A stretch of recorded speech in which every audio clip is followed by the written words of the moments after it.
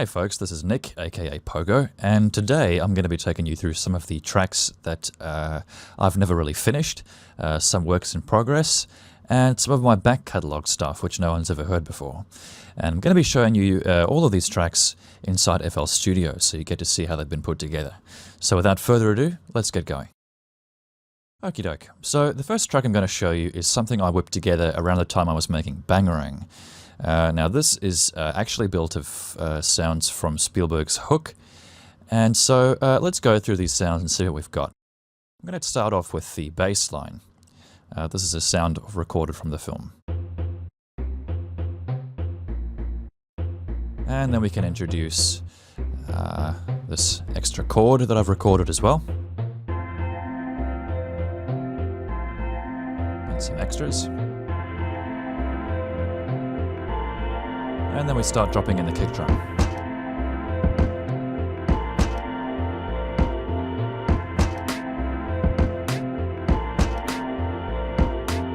And I've also got smeeze noises on the end there, which I just can't get enough of. Alright, and then we can start adding in some extra bits for the percussion.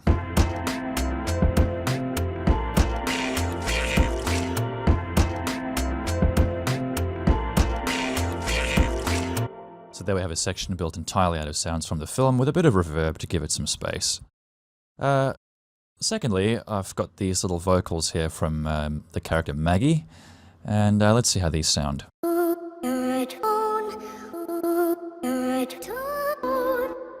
Okay, so let's maybe listen to that with the bass and the chords.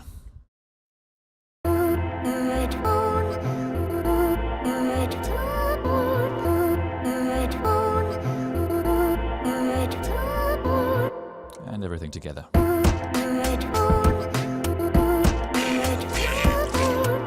And I've also got some variations here.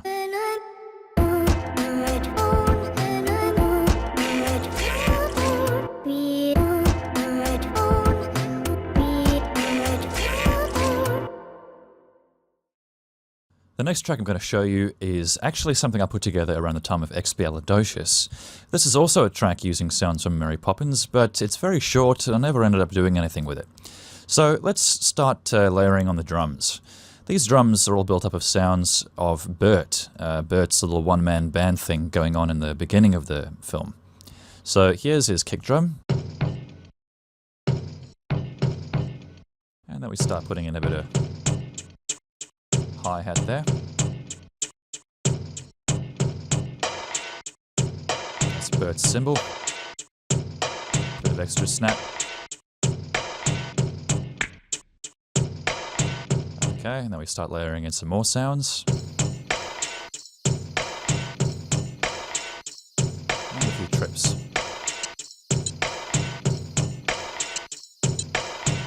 Okay, now we have some chords here. Which I've actually recorded from the merry-go-round scene in Mary Poppins.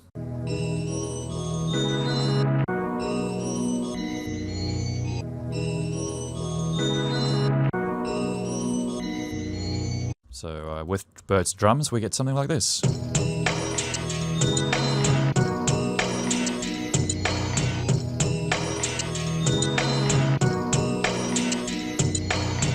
Now, what I've done to sort of layer onto that section later on is some extra vocals. We can see each one of these green bars represents a vocal sample of Mary. So I've just created this little structure here.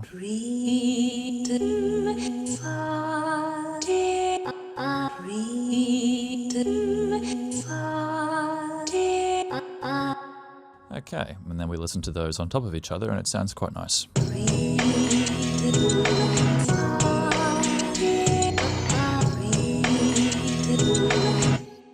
So that's it really. Not much in the ways of structure, but let's move on.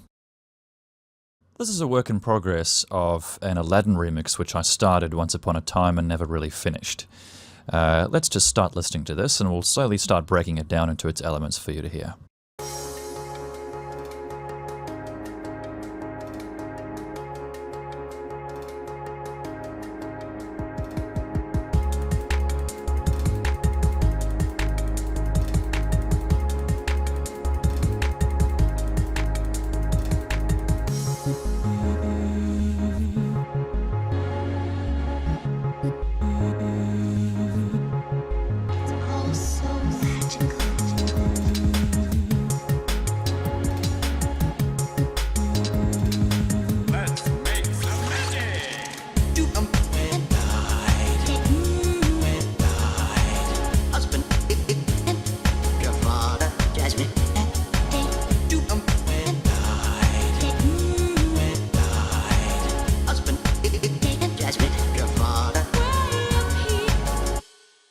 Right, and then the chorus basically repeats like that until we come to this end bit, which I kind of screwed up with.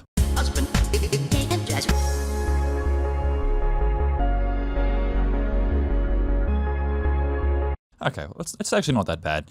I guess it just doesn't really work for me. It's a lot like the rest of the track. But anyway, so let's kind of go through the elements of this track. What we have here, obviously, is a chord, which I've filtered. So that kind of just makes way for the vocals on the high end there. We've got a nice percussion loop there. I'm not a big fan of loops, but sometimes it's just a lot easier than having to create some percussion from scratch. And I'll start getting nifty with drums. Again, we've got 2 kick drums. We've got a hi-hat, which I've played around with a lot, using the high-pass filter and picking up the key to be played on. I've mastered this on a pair of studio monitors to try and get the right sound, so a lot of these elements should sound pretty good on most systems. What we're coming to here is actually a sound that we use from of Jasmine's voice. So let's go over to this pattern here.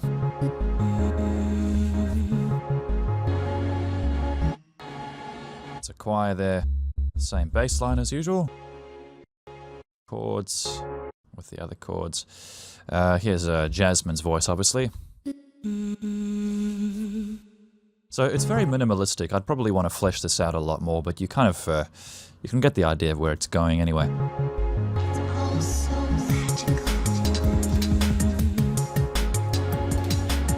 Finally, we have the genie's voice. Let's make some magic.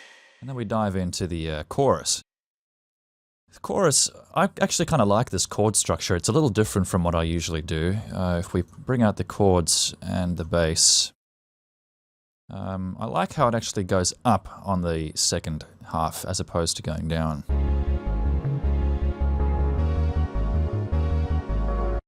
It's quite nice.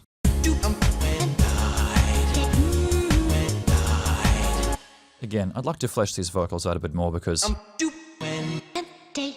these are a little bit short for my liking. I'm not too sure there's something that I could really sing to, and I don't know if it makes for a very catchy tune. But nonetheless, I think it sounds great.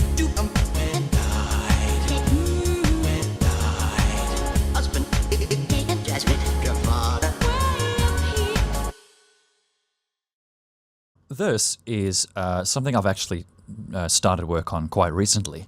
It is actually the beginnings of a remix of AI Artificial Intelligence, which is the Spielberg masterpiece from a number of years ago now, actually.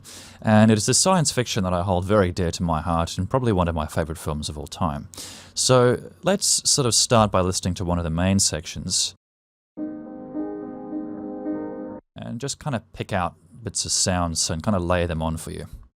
So we'll put the bass in there, and let's start by layering on this section.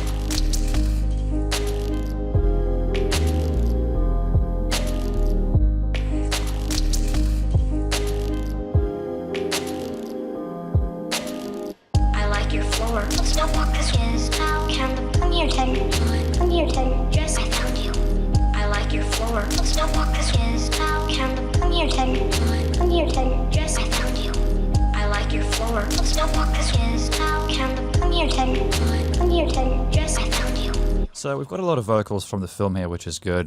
I like your floor. This is obviously from the beginning of the film. How? Come here, Teddy. Come here, Teddy. I've actually got 2 versions here. The one is running through Altiverb, which is a convolution plugin I would greatly recommend. And the other one Come here, Teddy. is just running through a standard reverb. So Come here, Teddy. Come here, Teddy. got a slightly different sound, which I think is great. It kind of gives that sound a sort of a multi-dimensional kind of effect, having them place twice through 2 different kind of spaces. I think it's great. I like your floor. So what we'll do here is we'll move over to pattern 6. Or will we? No, we'll move over to pattern 3. Is 50 years a long time? move over to pattern 4 where we make greater use of the Blue Fairy's vocals. We can bring go to sleep. No, we can bring deal. I can't hurt you. We can bring I can't hurt you. The sound design of AI is nothing short of spectacular. I really do think they've outdone themselves. I believe it's Gary Rydstrom's work there, who is just...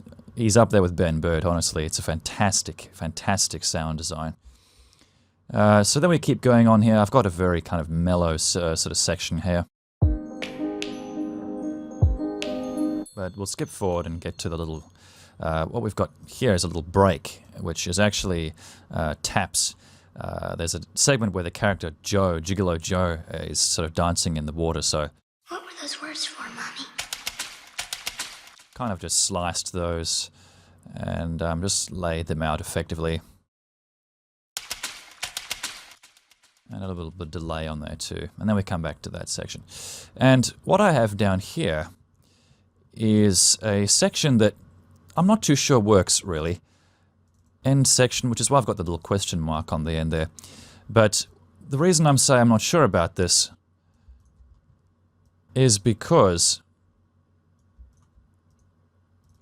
it makes use of Gigolo Joe imitating the sexual pleasure of a woman, which is funny on its own. So let's just listen to that in isolation. Oh yes, oh God, oh yes, oh God, oh yes, oh God, oh yes, oh God. Now, it sounds a bit ridiculous on its own, but when I've laid it against this section here that I've produced, weirdness aside, it actually kind of sounds nice.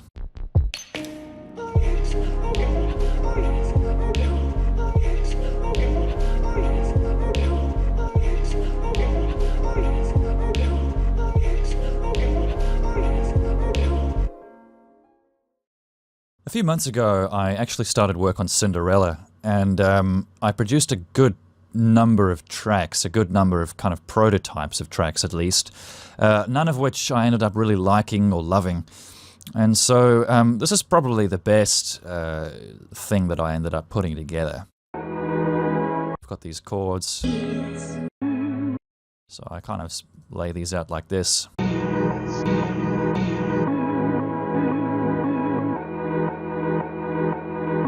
Now bass.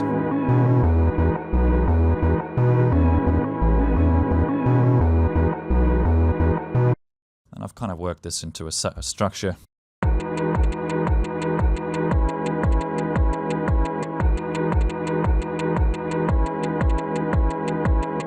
And now I've taken some vocals of Cinderella.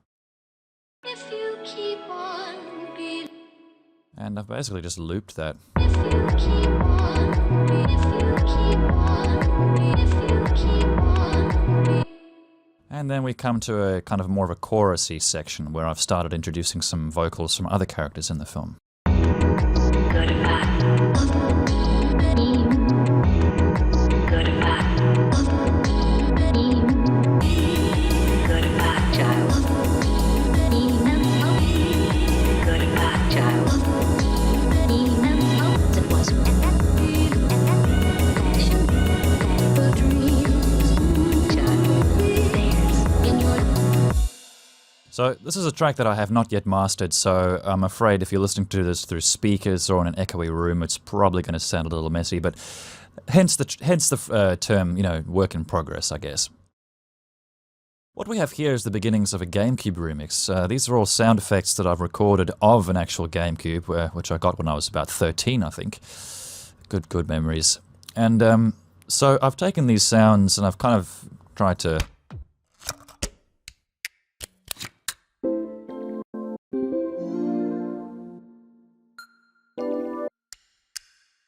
just compose something with these.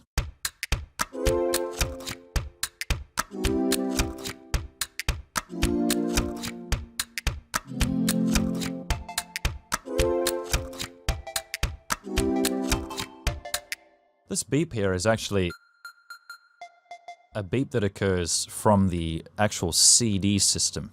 This is not an oscillator or a synthesizer. This is actually sound emanating from the GameCube itself. Then we move on a little further towards the main section.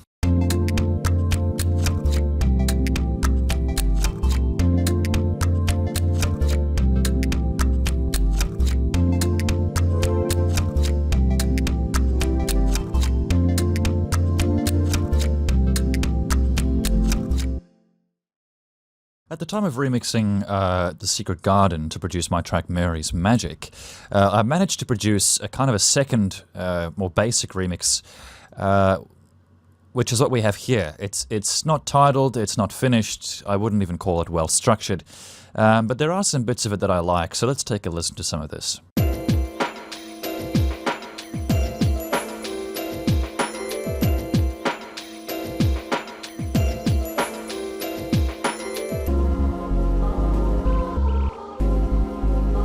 Obviously all a lot of chords from the film being composed with each other.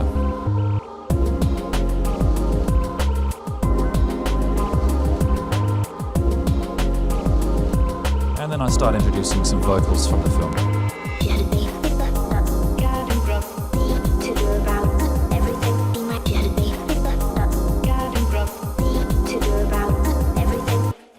And what I do over here is there's a cook that works in the house of the main character of the film.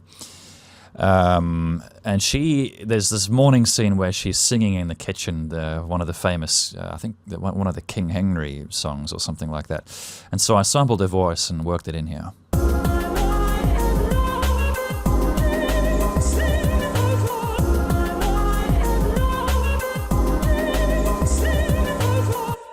So I actually kind of like it.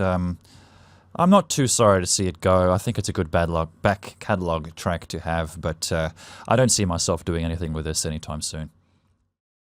Before I decided on a structure and a sound for my remix of Snow White entitled Wishery, I produced a very similar sounding track, but with more of a house beat to it, and this is what I sort of came up with.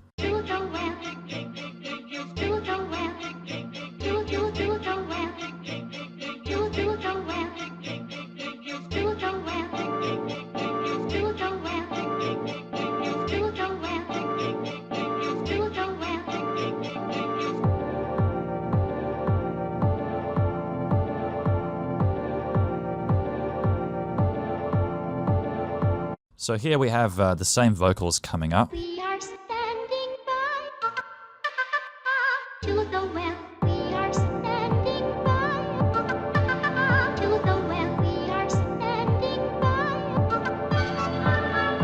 We are standing. And obviously there I'm bringing in some more of that round bass. And here we start kind of building it into more of a chorus. We are standing by to the well. We are standing by And a bit of a break from the dwarves. to the well. To the well. To the well. Yeah. We are standing. And back to a chorus. So you can see that what I do really when I make these tracks is that I lay them out to a very basic structure just so that I can listen to them on an iPod or something. That way I find it's much easier for me to judge if the track's taking off or not when I can listen to it in a casual environment like that. So obviously we got this sample here, which is familiar from the earlier track. Some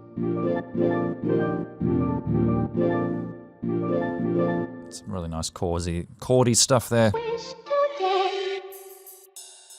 Usual ride cymbals and stuff. So I actually kind of like this. It's very simple, but I think the final Wishery track with the hip-hop beat and the extra complexity and more sections came out a lot nicer. Every so often I'll kind of go through this phase in my life where I just want to make something. I don't want to make something structured. I don't want to bother with mastering. I just want to whip something out as fast as I can. And so around the time of the production of Skynet Symphonic, my remix of Terminator 2, I had one of these such phases. So I sort of whipped this together in the space of, I don't know, 5 minutes. And listening back on it for the first time in a long time now, it's actually kind of cool. So this is what I came up with. I'll introduce it to you in layers to give it a bit of structure.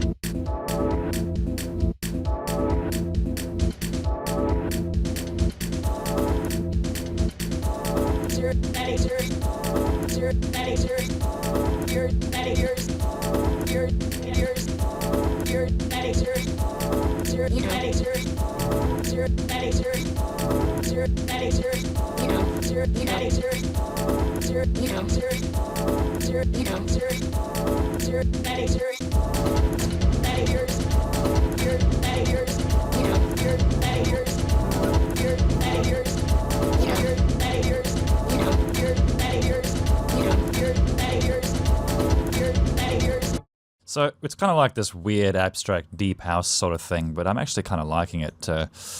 Obviously, Skynet Symphonic has enough sections in it as it is, so stuff like this really just ends up going on the back catalogue. So there we have it, folks. There certainly is quite a bit of stuff like this that I've produced over the years that I've never ended up doing anything with.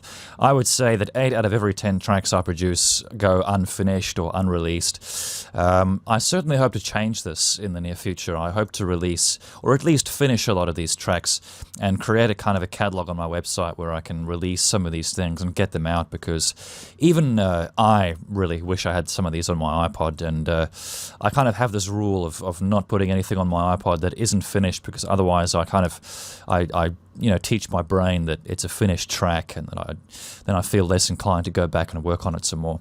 So like I said, there's a lot of stuff here, guys, and I really hope to get it all out in the near future. So thanks very much for tuning in.